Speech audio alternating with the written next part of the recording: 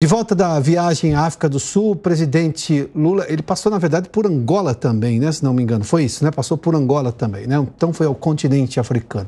O presidente Lula deve retomar as conversas sobre a reforma ministerial.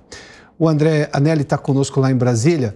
André, vamos lá. Eu me lembro que conversamos dias atrás, né? Toda hora tinha essa história. Ah, quando depois da viagem à China, depois da viagem não sei aonde, depois da viagem à África. Isso vai avançar agora porque na semana passada Arthur Lira, que era, digamos, o grande negociador do Congresso Nacional, tirou um pé um pouco, disse que isso deveria ser feito só no final do ano, uma reforma mais ampla. O que pode acontecer ainda essa semana? André, seja bem-vindo. Boa tarde a você.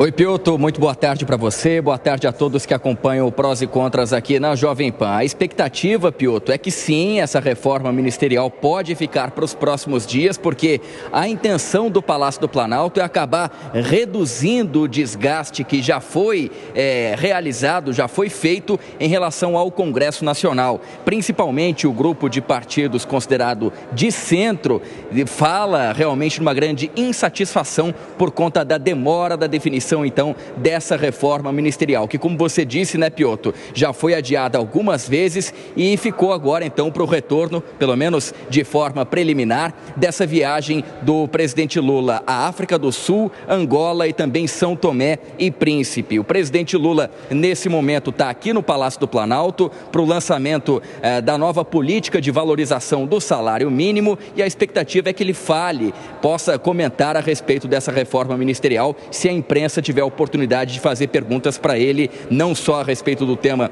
em discussão aqui nesse momento, mas também desse outro tema que é a reforma ministerial. E essa reforma, né, Piotr, ela vai mudando a apuração à medida que os dias passam. Em relação à semana passada, a nossa apuração é de que neste momento a maior probabilidade é em relação à saída do ministro Wellington Dias do Ministério do Desenvolvimento Social e indo para o Ministério da Indústria, Comércio e Serviços, o MDIC, que atualmente é ocupado pelo vice-presidente da República, Geraldo Alckmin. Ele que ficaria apenas na vice-presidência, até porque ele vai ocupar um tempo um pouco mais longo nos próximos dias como presidente da República interino, uma vez que em outubro o presidente Lula deve realizar a cirurgia na cabeça do fêmur. E aí, então, abriria espaço para que o Wellington Dias ficasse ali no Ministério da Indústria, Comércio e Serviços e o Ministério do Desenvolvimento Social, sem o Bolsa Família, que é a principal vitrine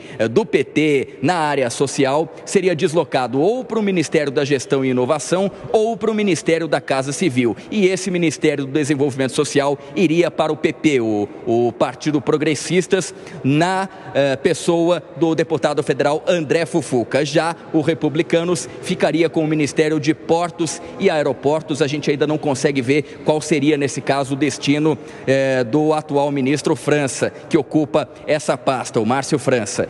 Essas, por enquanto, são as possibilidades que levam em consideração também algumas estatais, viu, Piotr? É o caso da Caixa Econômica Federal, que teria a saída da Rita Serrano e a entrada, consequentemente, do Progressistas, e no Republicanos ficaria a FUNASA, né? Fundo Nacional de Saúde, seria ocupado, então, pelo Republicanos, que não teria apenas o Ministério de Portos e Aeroportos, mas também essa estatal. Portanto, são possibilidades, nesse momento, pela nossa apuração, essa é a possibilidade maior de que acabe acontecendo, até para que o governo tenha mais tranquilidade em relação a pautas econômicas no Congresso Nacional. Mas quando essa reforma realmente vai sair do papel e como ela vai ser, uma vez que ela ainda pode ter mudanças, são perguntas que a gente ainda não tem respostas, viu, Piotr? Muito obrigado. André, bom, são 37 ministérios, não coube todo mundo lá no começo do governo, não está cabendo todo mundo agora e, pelo que se pode entender, talvez não vá caber em nenhum momento no futuro próximo ou mais distante. Essa é a realidade. Ou seja, e de novo a gente começa aqui a falar que faltam pautas, faltam ideias boas para o governo retomar a economia. Há toda uma preocupação realmente em relação a isso. Na semana passada nós fizemos menção aqui a um aspecto que vale a pena ser relembrado, que tanto fontes do mercado financeiro, de agentes econômicos, de analistas da economia brasileira, inclusive na própria academia, não estou falando só do mercado do dia a dia, mas enfim, também analistas da academia com os quais eu converso com frequência, e também dentro do Congresso Nacional, já começam a duvidar da capacidade do governo, tamanha a dificuldade, tamanha a meta que colocou de o ano que vem zerar o déficit público, ou seja, não ter nem mais gastos do que receita, ou seja, ficar no 0 a 0 para tentar trazer alguns superávites lá no futuro. Isso seria inatingível nesse momento, porque o próprio ministro Fernando Haddad não teria condições de conseguir esse apoio no Congresso todo, porque está querendo aumentar a arrecadação, buscar receita de todo jeito, e isso não funciona dessa maneira. Ainda mais no momento em que a economia precisa ser retomada. E nesse momento, num governo que sim, também aumenta gastos a todo momento. É uma ideia perdulária de governo, é um histórico de um governo gastador, que gasta mais do que arrecada. Daí, esta dúvida já se coloca, inclusive, sobre a competência do próprio ministro de seguir no cargo, não apenas por uma decisão política, que isso é uma decisão do presidente, mas, enfim, com as ideias que ele apresentou. Já há questionamentos, obviamente, sobre a gestão de Fernando Haddad, que no começo do governo, que até bem pouco tempo era o que se poderia chamar de o queridinho do governo dentro do Congresso Nacional, o grande interlocutor, não só com o mercado, como também com o Congresso Nacional, na falta de outros nomes de um governo Lula, com 37 ministros, mas que não consegue conversar com o Congresso de forma republicana. Foi, como a gente fez menção há pouco, conseguiu aprovações, na verdade, numa articulação do próprio Arthur Lira, que fez avançar pautas do governo, e com a liberação de todas aquelas emendas que a gente já fez menção aqui. São 4 horas e 27 minutos. Bom, sobre isso eu converso agora com o nosso comentarista Luiz Felipe Dávila, que está conosco. Oi, Dávila, seja bem-vindo, boa tarde a você. O governo não fecha a conta dos ministérios, são 37, com possibilidade até de um 38º. Não tem programa o governo, não é programática a aliança, não é republicana, porque libera-se emenda na véspera de votação importante. Dávila, aonde vamos? Em que lugar vamos chegar dessa maneira? Olha, Piotr, infelizmente nós vamos chegar onde nós já conhecemos, naquele desastre que foi o fim de governo de Dilma Rousseff. São 3 desafios que o governo tem. A escolha de ministério não muda a realidade. A realidade é que o Brasil tem de enfrentar um rombo fiscal gigantesco e todos os especialistas dizem que nós vamos ter que aumentar a carga tributária quase 2% do PIB para tentar equilibrar as contas. Isso é algo inviável de ser aprovado politicamente.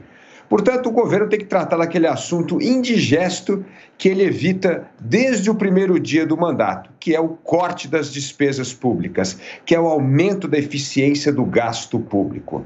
O segundo grande desafio é a retomada do crescimento econômico. Piotr, você sabe muito bem que nenhuma economia tem crescimento sustentável se não abrir a economia para a competição global, se não fazer as reformas estruturantes para dar segurança jurídica aos investidores, se não honrar contratos. Este é o grande problema do Brasil. O único setor da economia brasileira que consegue hoje competir no mundo global, no comércio internacional, é o agronegócio. Portanto, como é que nós vamos criar esperança sustentada na realidade se é um governo incapaz de fazer abertura econômica, de trazer segurança jurídica para o investidor e vai ter de aturar um rombo fiscal que hoje é equivalente a 2% do PIB?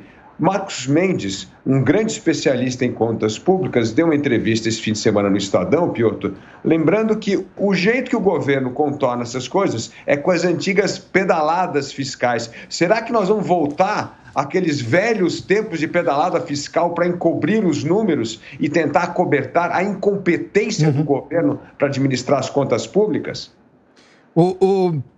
Luiz Felipe, veja só, nesta viagem agora à África, o presidente Lula disse que a ex-presidente Dilma precisa de um certo reparo histórico e talvez até institucional, porque ele chamou de golpe exatamente o que aconteceu no impeachment constitucional contra ela lá atrás, justamente pelas pedaladas.